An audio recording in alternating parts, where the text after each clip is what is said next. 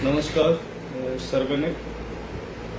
આજે તારીખ 5/11/2025. આજે હું તમને એવા કવિની વાત કરવા જઈ રહ્યો છું.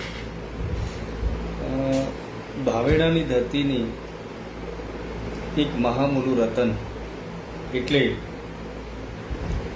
ભટ્ટ પરમાનંદ મણિશંકર ત્રાપજકર, કે જેઓએ ગુજરાતની ધીંગી ધરાના આ અણમોલ રતને આપણે 3 એવા સુંદર કાવ્ય સંગ્રહો જે આપ્યા છે, અને એક એમનો કાવ્ય સંગ્રહ મારી પાસે છે.